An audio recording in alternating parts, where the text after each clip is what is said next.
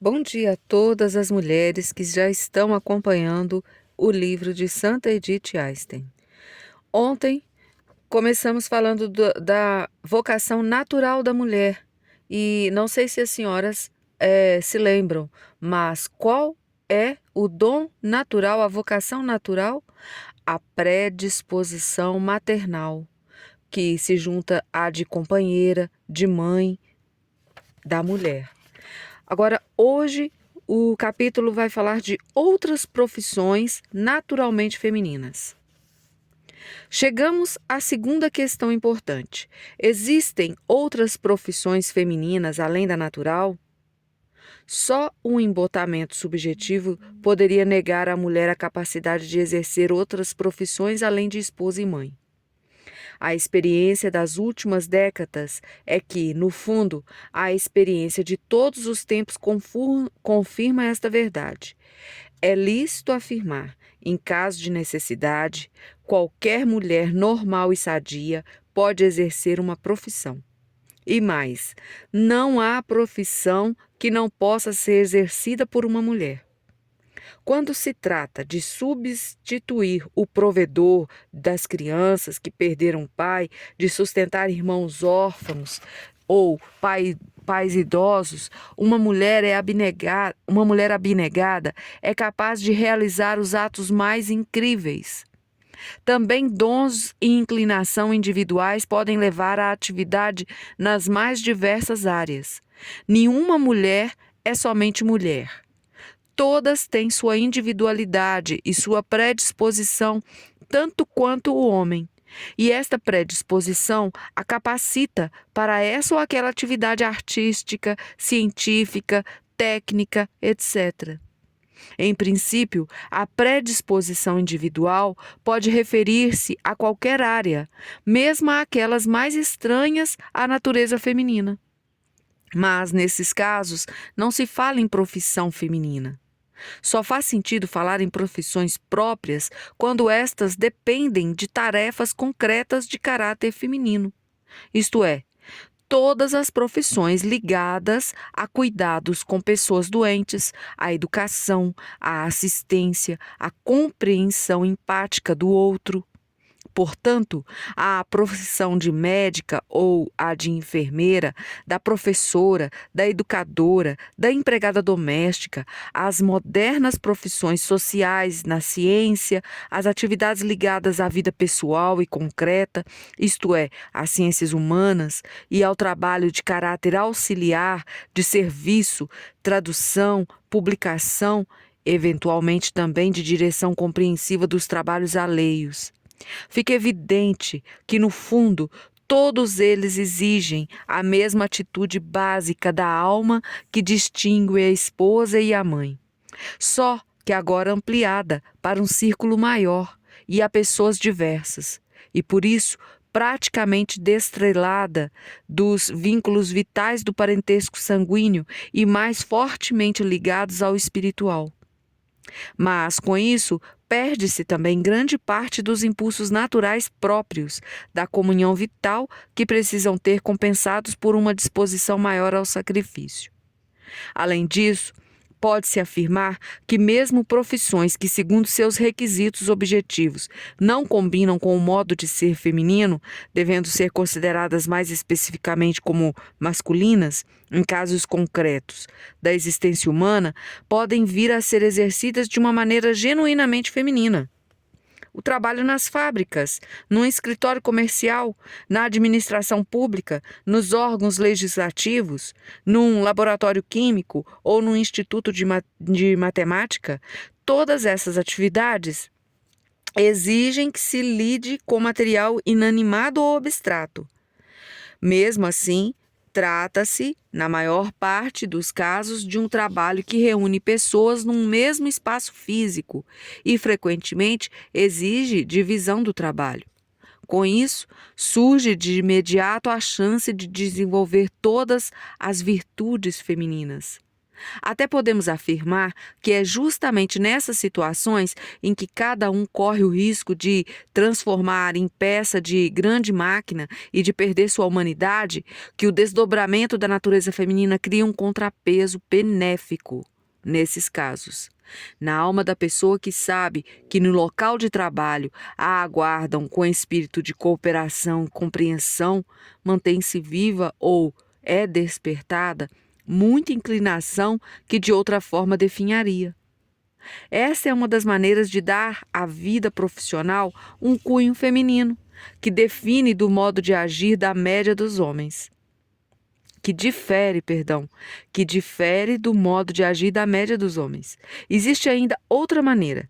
Em última análise, todo abstrato é parte de algo concreto. Todo inanimado está, no fundo, a serviço do todo vivo. Quem é capaz de conquistar sempre esta visão de totalidade e de conservá-la sempre unido a ela, mesmo na atividade mais enfadonha e abstrata, e com isso a atividade se torna suportável, melhora até do ponto de vista objetivo e corresponde melhor ao seu objetivo do que na situação em que a parte perde a visão do todo.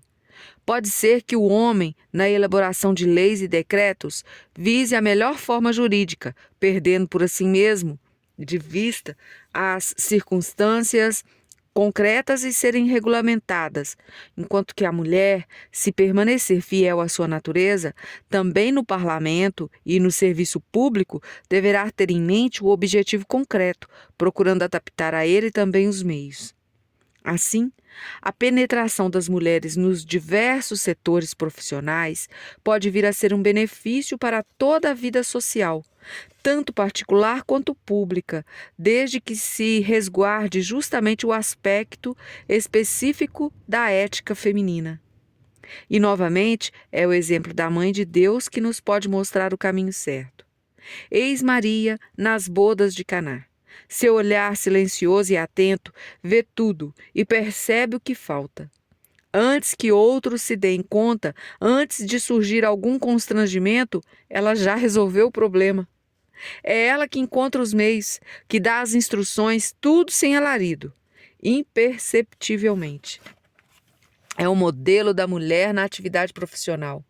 Onde quer que a coloquem, ela cumpre seu serviço em silêncio e de acordo com as exigências do momento, sem esperar reconhecimento, atenção para si. Atenta às circunstâncias, percebe onde existe uma falha, onde alguém precisa de ajuda, intervindo então de modo imperceptível na medida de suas possibilidades. Assim como uma boa alma será uma bênção para todos. A profissão sobrenatural da mulher. Acabamos de dar uma visão geral das atividades da mulher na vida doméstica e pública.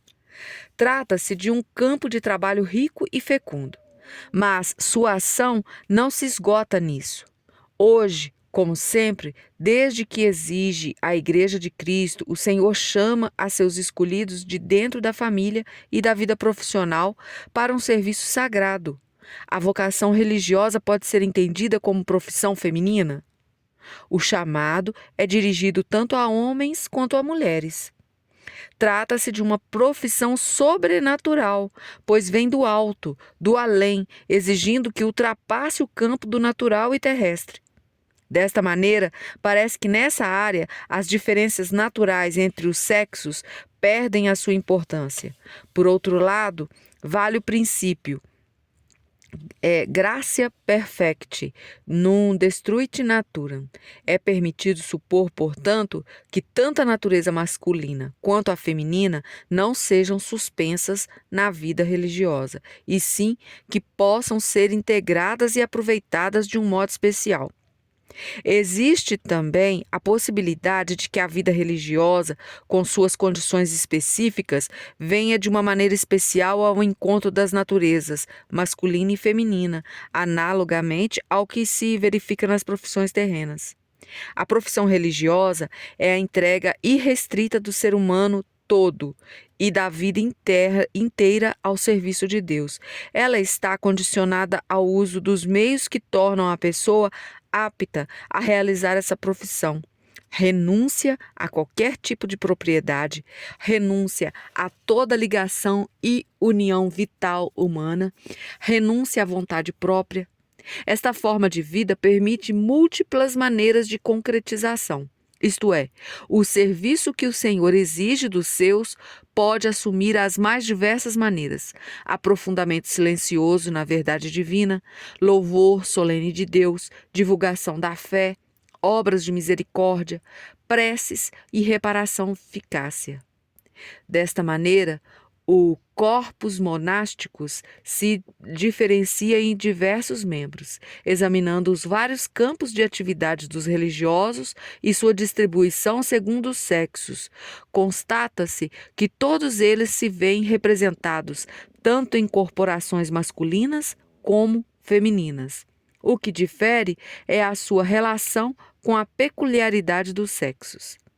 Contemplação e oração no coro são um serviço genuinamente angelical, devendo por isso mesmo ser consideradas como práticas que ultrapassam a divisão de sexos. A difusão da fé como um mandamento sacerdotal de doutrinação é, sobretudo, tarefa dos homens, apesar das muitas iniciativas femininas neste campo, especialmente nas congregações de ensino.